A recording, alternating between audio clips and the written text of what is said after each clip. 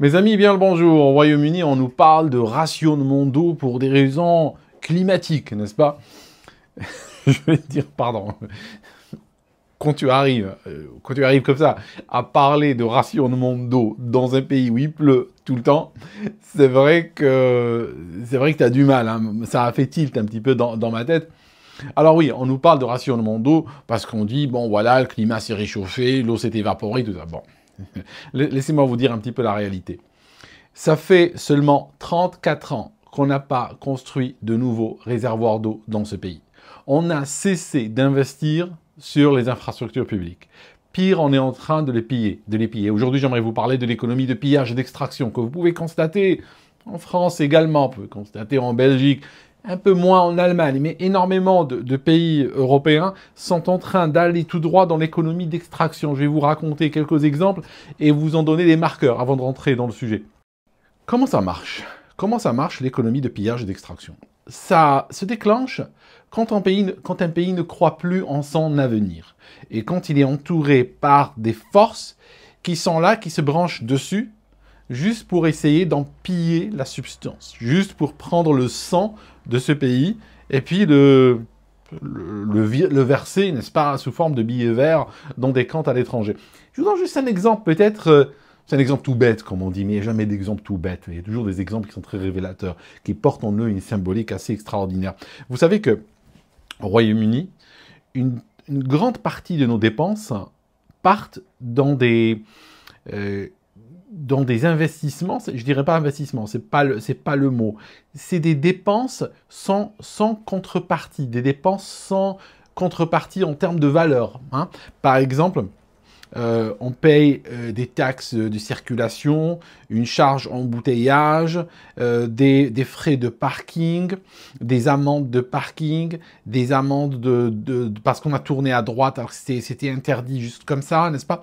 En fait, on a de plus en plus de prélèvements de notre, si tu veux, de notre revenu, qui est prélevé pour des choses contre lesquelles on ne reçoit rien en retour. Tu vois ce que je veux dire? Quand tu vas chez le boulanger, tu achètes, tu donnes, je sais pas, 1 euro ou 2 euros, tu sors avec une baguette ou un croissant, peu importe. Tu as dépensé, mais tu as reçu quelque chose en retour. Or, réfléchis à toutes les dépenses que tu fais sans que tu reçoives quoi que ce soit en retour. Tout ça, c'est de l'argent qui est extrait. On a aujourd'hui des fonds de retraite australiens, à l'autre bout du monde, la Terre, à l'autre bout, eh bien, des fonds de retraite australiens qui reçoivent des centaines de millions chaque année parce qu'ils ont investi, ils ont acheté des compagnies de policing de parking. Ça signifie le Britannique se parque dans son pays et au moment où il gare sa voiture, il paye des gens à l'autre bout du monde. Parce que tellement on est devenu une société de prédation et de capture qu'il y a des gens à l'étranger qui se disent c'est génial, on va venir se greffer dessus et prendre l'argent. Donc, cet argent qui est dépensé, le pays n'obtient rien en retour, d'accord? Il n'y a rien qu'on obtient en retour en tant que société. La personne qui paye cette amende, eh ben, elle n'obtient rien en retour également, n'est-ce pas? C'est de l'argent qui est pillé de ce pays. Normalement, je pense qu'aujourd'hui, il faudrait développer des stratégies légales, des stratégies même constitutionnelles s'il le faut, pour verrouiller ce genre de prédation. Mais arrivons à cette histoire d'eau et de réservoirs par lesquels j'ai commencé cette vidéo. Je vous raconte. L'eau a été privatisée au Royaume-Uni. Chaque région, alors il n'y a pas beaucoup de compétition en réalité parce que il y a des fois, mais le plus souvent, c'est une compagnie d'eau va couvrir une région. Et la compagnie d'eau est privée, avec un actionnariat privé. Alors, on leur a vendu, pour une bouchée de pain, des infrastructures publiques, construites avec l'argent du public pendant de longues années, pendant des générations en réalité. Donc, une fois que ces compagnies d'eau ont pris le contrôle, déjà, elles sont dans des fiefs ou des territoires où on n'a pas de concurrence, hein. Récemment, on nous a augmenté la facture de 30%. Bon, voilà. Pourquoi? Est-ce qu'il pleut 30% moins? Est-ce que l'eau... Je veux dire, je peux comprendre. On peut comprendre quand le carburant augmente, machin, à cause de l'Iran, l'OPEP, l'Arabie Saoudite. Moi, je veux bien. Mais l'eau, qu'est-ce qui se passe? Est-ce que le tuyau réclame 30% plus d'argent pour faire passer l'eau? Est-ce qu'il y a 30% de moins d'eau dans les lacs? Qu'est-ce qui se passe? Il pleut 30% moins, en réalité, il pleut le double. En fait, tu vois que c'est juste une technique d'extraction. D'accord? Maintenant, on va aller dans le vicieux maintenant. On va aller dans le vicieux, parce que prélever, augmenter, tout ça, oui, on connaît. Mais il y a plus vicieux que ça. Plus vicieux, c'est que tu reconnais la technique d'extraction quand on est sur des logiques à court terme. On n'est pas dans des logiques de pérennité. C'est-à-dire, je vous ai dit que sur les 34 dernières années, on n'a pas construit de réservoir. Mais je vous dis autre chose. On en a fermé la moitié. La moitié des grands réservoirs existants ont été fermés. Pourquoi? Quand tu as une société, quand tu as par exemple une compagnie d'eau qui appartient au public, elle appartient à l'État, elle est là pour assurer l'eau, elle n'est pas là pour assurer du rendement pour l'actionnariat, elle est là pour assurer que tout le monde ait de l'eau et au meilleur prix, etc. Mais quand tu es une entreprise privée, tu vas lui vendre l'infrastructure. Pourquoi elle irait réparer le réservoir? Mais elle s'en fout du réservoir. Le réservoir, on va en extraire la valeur. Et comment extraire la valeur? C'est l'utiliser, le surutiliser, sans le maintenir, sans aucune maintenance derrière. Pourquoi? Parce que si on injecte de l'argent pour la maintenance, c'est de l'argent qui est perdu pour l'actionnariat. C'est de l'argent qu'on ne va pas distribuer en dividendes. Donc, qu'est-ce qu'on fait? On l'utilise, et quand il commence à tomber en lambeaux, quand il commence à fuir, quand il commence, on le ferme, puis c'est tout. Voilà. Et puis après, on fait la même chose avec le suivant. Donc en réalité, tu réalises que mathématiquement, c'est l'infrastructure publique qui est surutilisée dans la valeur, donc il n'y a ni maintenance ni rien, dans la valeur est virée sous forme de billets verts. Donc, on est sur le court terme, on n'est pas sur la pérennité. Il y a aussi autre chose, c'est très intéressant. Il y a une entreprise ici d'eau, elle a distribué 72 milliards de dividendes à ses actionnaires. Plus souvent, des actionnaires se trouvant à l'étranger. Des fonds de pension, machin, tout ça. Elle est endettée à hauteur de 60 milliards. Ça signifie, on a des compagnies qui font ceci. Donc ces entreprises, elles ne maintiennent pas le réseau. Elles ne maintiennent pas l'infrastructure. Le réseau est en train de réduire comme peau de chagrin. Donc écoutez là, pendant que la population augmente, la capacité de réseau est en train de baisser. En plus de la vétusté, un des résultats de la vétusté, c'est qu'on perd plusieurs milliards, bien milliards, pas millions, milliards de litres d'eau par jour dans des fuites.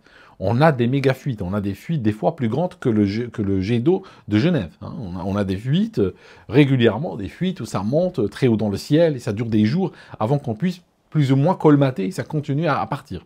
D'accord? Donc, que se passe-t-il? On a ces montages financiers où la compagnie s'endette pour distribuer de la valeur à l'actionnaire. L'actionnaire qui devient vraiment l'alpha et l'oméga, qui devient la chose la plus importante dans l'équation, pas le consommateur. Le consommateur, il l'était à l'époque où la compagnie appartenait à l'État. Mais aujourd'hui, c'est fini. Alors, maintenant qu'on a beaucoup de gens, l'infrastructure est vétuste, elle tombe en ruine, elle est sous-dimensionnée, qu'est-ce qu'on fait? Alors, ce qu'on fait, c'est qu'on augmente les prix. Parce que maintenant, on va donner des leçons aux gens, hein, n'est-ce pas? On va donner des leçons aux gens, on va leur dire, oui, c'est de votre faute, voilà, vous êtes coupables, vous êtes trop nombreux. Il faut qu'un jour, peut-être, je fasse une vidéo sur le malthusianisme, je sais que j'en ai parlé une fois, mais il faudra qu'on revienne sur ça. Parce que nous vivons dans des logiques néo-malthusiennes tout le temps. Et en fait, le malthusianisme, c'est que tous les problèmes, c'est pour ça que les élites aiment bien le malthusianisme, parce que l'idée derrière, si tu veux, c'est que tous les problèmes que nous avons ne viennent pas du pillage, ne viennent pas de la corruption, ne viennent pas de cela, ça vient parce que nous sommes trop nombreux. Donc, aujourd'hui que le système est sous-dimensionné, on ne regarde pas le pillage qu'ils ont fait dessus, mais on regarde le fait que nous sommes trop nombreux à leur sens. Donc nous sommes trop nombreux. Alors comment faire pour nous punir, pour nous obliger à changer nos comportements comme ils disent, et adopter des attitudes plus respectueuses et plus responsables, n'est-ce pas? Plus éco-responsables. Qu'est-ce qu'on fait? Eh bien, on va nous sanctionner par la facture. Voilà, l'eau maintenant est beaucoup plus chère. Utilise moins, prends moins de douches, n'est-ce pas? Lave pas tes habits, hein, en France, rappelez-vous. Il y a eu récemment une campagne, combien je peux porter cette chemise, combien je peux porter ce pantalon 85 fois, j'ai pas besoin de le laver, n'est-ce pas? Donc réellement, pendant que d'autres nations sont en train de créer des drones taxis, ils sont en train de créer des trucs inimaginables en termes de technologie, de confort et d'avancée, etc. Eh ben, en Europe, qui l'eût cru, aujourd'hui, ils sont en train d'aller dans le misérabilisme jusqu'à affecter l'eau. Alors, je vais dire, si on n'arrive pas... Et ça qui est choquant, il y a des pays qui étaient des déserts qui n'ont pas de problème d'eau aujourd'hui. L'Europe, qui est probablement l'un des continents les plus humides sur Terre, elle a des problèmes d'eau à cause du pillage. C'est pas à cause de la nature, c'est pas à cause d'un manque, c'est à cause d'une mentalité de pillage à tous les niveaux qui s'est emparée de l'Europe. Voilà la problématique. Donc, je te rajoute le dernier effet qui se coule. Le dernier effet qui se coule est le suivant. C'est que on prend l'infrastructure publique, on la vend pour une bouchée de pain. Les entreprises qui la possèdent vont la piller, la dilapider, comme j'ai expliqué, jusqu'au trognon, n'est-ce pas? Et après, une fois que la crise est là, qu'on commencera à avoir des coupures d'eau, que l'eau deviendra encore une fois un privilège de caste, qu'on deviendra peut-être comme au Moyen-Âge, il faudra un âne et des bidons, et puis il faudra aller au lac, ramener de l'eau et mettre du permanganate de potassium dedans pour le consommer, je sais pas, peut-être, je spécule. Eh bien, ce qu'on va faire, on va racheter ces compagnies. Ça signifie que le public va racheter des compagnies qui sont maintenant déficitaires, qui sont maintenant endettés, qui ont besoin maintenant de milliards d'investissements. Ok? Alors voilà l'idée. J'investis dessus, je la rends au top niveau, j'assainis ses finances, je la vends au privé, ils vont tout extraire la valeur, et après ils me la rendent. Et quand ils me la rendent, ben voilà, je refais pareil. On repart sur le cycle, n'est-ce pas? Tant qu'il n'y a pas des protections sérieuses contre ça, mais il n'y en aura pas dans l'avenir proche, parce que très souvent, on va trouver un phénomène de... parce qu'on attend à ce que les régulateurs ou les politiques agissent, mais très souvent ils sont eux-mêmes de mèche avec tout ça, parce qu'ils ne sont pas de mèche dans le sens où ils sont comme les méchants de James Bond avec de grosses bagues, etc., et puis un chat. Non, c'est pas ça l'idée. C'est tout simplement, ils regardent leur intérêt personnel. Quand un pays ne croit plus à son avenir, tout le monde réfléchit à son intérêt personnel. C'est maintenant ou jamais.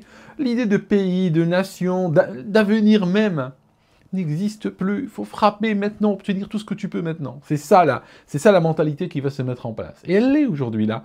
Donc tu vas trouver les gens qui pourraient potentiellement protéger la nation de ce problème-là, de ces fléaux, n'est-ce pas, de captation. Eh bien, eux, ils vont rien faire. Pourquoi? Parce que une fois qu'ils ont fini leur travail au ministère ou autre, tu vas les trouver comme cadres supérieurs chez ces mêmes boîtes qu'ils étaient censés réguler. Tu vois, donc là on est... je veux dire, je ne sais pas, c'est quoi la solution? C'est quoi la solution réellement? On est en réalité, si tu regardes bien, on est dans la pente descendante du capitalisme. C'est-à-dire, si tu regardes, dans les années 60, par exemple, quand c'était la pente ascendante du capitalisme, ils te donnaient une voiture, les vacances, le congé payé, tout le monde part en vacances, la tante, la grand-mère, tout ça, puis on part, voilà, on loue un pavillon de vacances, ou un chalet, ou autre, sympa ça. Un micro-ondes pour tout le monde, n'est-ce pas? Un four, une télévision en couleur et tout, n'est-ce pas? Ça, c'est la partie ascendante, ça signifie c'est une partie où il va soudoyer avec des biens de consommation courante, avec des biens de bouche, tu vois. Après, quand tu peux plus les acheter, parce que vient très rapidement, au départ, ils sont pas chers, mais très rapidement, on va s'organiser pour que tu puisses plus les toucher. C'est la réalité, c'est la vérité. Mais on a une solution pour toi. On va te donner des cartes de crédit, on va te prêter de l'argent. Tiens, on va te prêter de l'argent. Le problème, c'est qu'au bout d'un moment, tu as une nation d'endettés. Tu as une nation d'endettés. Et puis, au bout d'un moment, je vais dire, les gens s'endettent, vient le moment, ils ne peuvent plus consommer du tout. D'accord?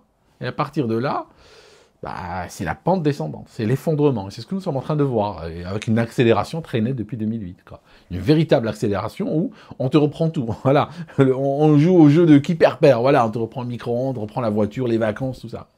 C'est un peu ce que nous sommes en train de vivre. Quoi. Je le détaillerai à l'occasion avec beaucoup plus de détails techniques, n'est-ce pas? Bon, voilà. Merci mes amis en tout cas d'avoir écouté cette vidéo. C'était probablement Je sais pas si c'est la dernière ou l'une des dernières depuis cet endroit, hein, d'accord? Vous ne réalisez pas que quand j'ai dit que je quitte l'Angleterre, c'était pas un effet d'annonce, hein.